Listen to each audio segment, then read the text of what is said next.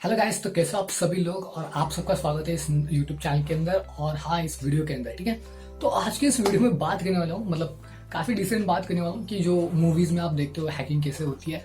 और मतलब क्या होता है ना कि मूवीज़ में अक्सर ऐसी चीज़ें दिखाई जाती है कि जो कि रियल नहीं होती, और आप ये समझ के बैठते हो कि यार उस चीज़ को मैं सीख लूँगा तो मैं हैकर बन जाऊँगा। या फिर जो आपको नॉलेज होना चाहिए, जो आपको फैक्ट्स पता होने चाहिए कि आखिर हैकिंग कैसे होती है और एक्चुअली उसकी रियलिटी क्या है। ठीक है, तो इस वीडियो में मैं आपसे इसी के बारे में बात करने वाला, एक रियलिटी देखते हैं और उसके बाद हम थोड़े से हैकिंग के ऊपर फोकस करेंगे, मतलब कि एक रियल हैकिंग कैसे होती है ये मैं आपको बताने की कोशिश करूंगा। ठीक है, तो अब चलिए शुरू करते हैं और मैं आपको बताऊं कि कैसे रियल वर्ल्ड हैकिंग होती है। ओके, तो पहला जो स्टेप होता है वो है आपका मूवी हैकिंग। तो मूवी में क्या होता है ना, अक्सर ये मतलब मैंने काफी बार नोटिस किया, मैं किसी भी पर्टिकुलर मूवी का नाम नहीं लूंगा यहाँ पे, बस आपको एक रिकमेंडेशन दूंगा कि जब आप कोई भी मूवी देखते हो तो उसे पूरी तरीके से 100% सच है ऐसा मत मानो। ठीक है, अब ऐसे में मैंने क्या देखा था कि एक हैकर होता है जो रातों रात जो है एक पर्टिकुलर सिस्टम को हैक करके उसका सारा डेटा ले लेता है।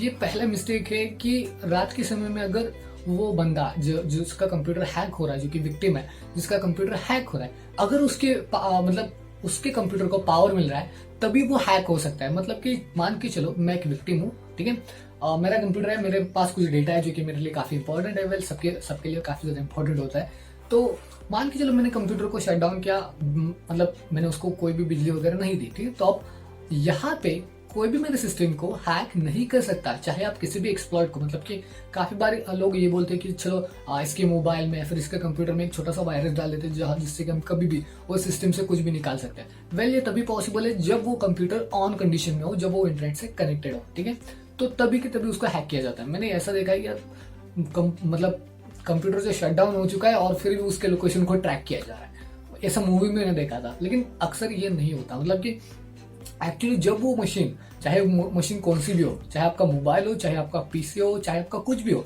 अगर वो मशीन पर्टिकुलरली इंटरनेट से कनेक्टेड है तभी आप उसको हैक कर सकते हो। ओके, चाहे वो आपका फैन ही क्यों ना हो, एसी भी क्यों ना हो, वो आपकी इशारों पर नहीं चलेगा, वो उस हैकर की इशारों पर चल सकता है अगर वो इंटरनेट से कनेक्टेड है।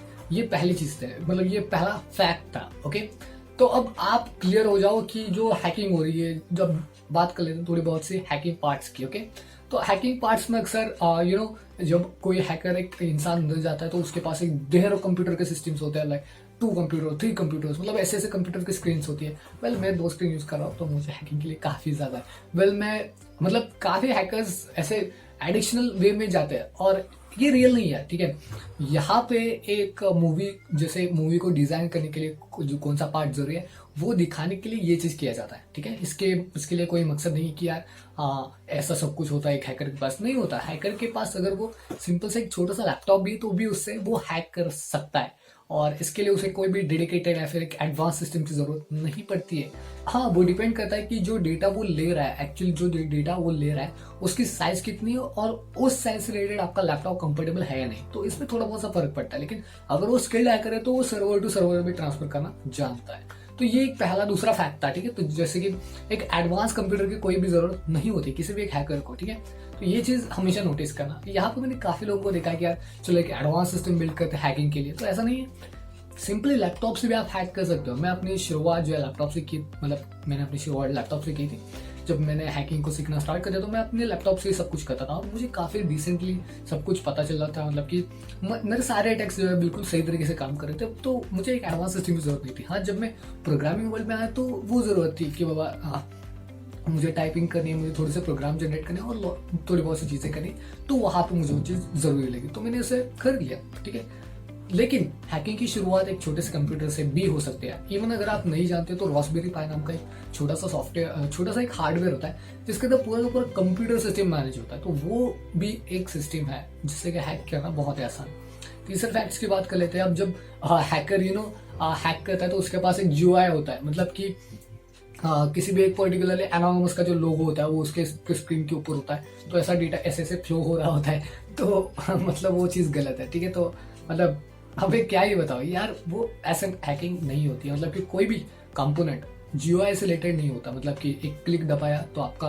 अटैक चालू हो गया। हाँ, काफी केसेस में अगर वो स्किल्ड हैकर है तो खुद का अपना जीओआई टूल बना के उस काम को आसान कर सकता है। ऐसा मैं नहीं कह रहा कि हर एक टूल जीओआई बेस्ड होता है। काफी टूल्स जो है वो आपको कमांड लाइन पे देने पड़ते हैं, जो कि आपका टर्मक्स होता है, जो काफी काफी हद तक जो है टर्मक्स ही हैकिंग के लिए यूज होता है। और जब आप उसे देखते हो कि यार आईपी एड्रेस लोकेशन फाउंड वगैरह वगैरह, तो वो सारी चीजें एज इट इज आपको नहीं दिखाई देती।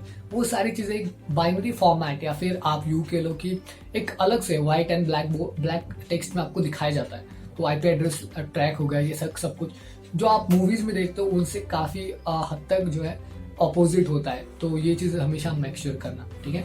अब तीसरी चीज की बात कर लेते हैं कि यार एग्जैक्टली हम कंप्यूटर्स एंड मोबाइल को कैसे हैक कर सकते हैं। देखो, पहली चीज तो ये है कि जब आप किसी भी सिस्टम को, मोबाइल हो, आपका पीसी हो, लैपटॉप हो, कुछ भी हो, उसको हैक करने के लिए दो चीजें हैं। एक तो आप मैन द मिडल अटैक कर सकते हो, जिसकी वजह से जो है मैन द मिडल अटैक की वजह से उसको आप उस वेबसाइट पे लेके जा सकते हो जिस वेबसाइट पे आप उसको लेके जाना चाहते हो, ठीक है। तो ये एक आप चीज कर सकते हो। दूसरी चीज आप कर सकते हो वो ये है कि आप उस डिवाइस के अंदर, चाहे वो विंडोज का डिवाइस हो, तो एक एक्सप्लॉइट तैयार कर सकते हो। मतलब कि मेटास्प्लॉइट के बारे में अगर आप जानते होंगे तो छोटे से एक्सप्लॉइट होते हैं जो कि आप मान के चलो विंडोज के पास एक .exe फाइल्स होते हैं, राइट। तो .exe फाइल्स से जो है काफी कुछ सिस्टम्स बदल जाते हैं। तो वो .exe फाइल को आप उसके कंप्यूटर में डाल सकते हो, और जब वो कंप्यूटर ऑन हो जाएगा, जब वो इंटरनेट से कनेक्टेड होगा, तो उस फाइल ऑटोमेटिकली रन हो जाएगी और आपको डेटा उसका लेना, मतलब आप ले सकते हो, उससे कांटेक्ट कर सकते हो, काफी चीजें आप कर सकते हो। मोबाइल से भी बिल्कुल सही चीज है, आप एपीके सेंड करके उसको हैक कर सकते हो। मैंने अक्सर देखा है कि काफी सारे जो है हैकर्स जो है वो डायरेक्टली मतलब यहाँ पे आते हैं और हैक करते हैं, 5 मिनट के अंदर तेरा मोबाइल हैक हो गया। तो ऐसे नहीं होता, मतलब कि कोई किसी का भी मोबाइल ऐसे हैक नहीं कर सकता। अगर वो आपके आसपास के नेटवर्क में है या फिर उसके मोबाइल में आपकी कोई एपीके है तो भी आप उसको हैक कर सकते हो। और एक रियल फैक्ट है जो मैं आपको बताने की कोशिश कर रहा हूँ, ठीक है। और इसे बस आप एक इजीएस्ट वे में समझो, क्योंकि आप मेरे चैनल को फॉलो कर रहे हो तो यू नो व्हाट, आप बहुत सारे हैकिंग सीखने वाले हो, तो आपको इसका बेहतर आइडिया मिल जाएगा। लेकिन जो आप देख रहे हो एक्चुअली जो विजडम है आपका, जो कि आप इंटरनेट पे देख रहे हो कि यार ये वैसे हैकिंग होती है, मूवी में ऐसा दिखाया जाता है, तो मूवी से काफ़ी हद तक जो है 80 to 90% जो है काफ़ी हद तक जो है अपोजिट होता है कि ओके। तो टर्मिनल का यूज करना पड़ता है, तो मतलब काफी सारी चीजें जो अलग होती है, ठीक है। आई होप कि अब आपको जो है सारे फैक्ट्स पता चल गए होंगे कि क्या मैंने बताने की कोशिश की, मतलब कि मैं क्या बताने की कोशिश कर रहा हूँ, राइट। और अगर आपको कोई डाउट है तो आप नीचे कमेंट करके पूछ सकते हो, मैं आंसर देने की पूरी कोशिश करूंगा। और इस चैनल को सब्सक्राइब करके रखना ताकि इस तरीके का अमेजिंग वीडियो आपके पास पहुंच जाए, ठीक है। तो चलते हैं नेक्स्ट वीडियो में।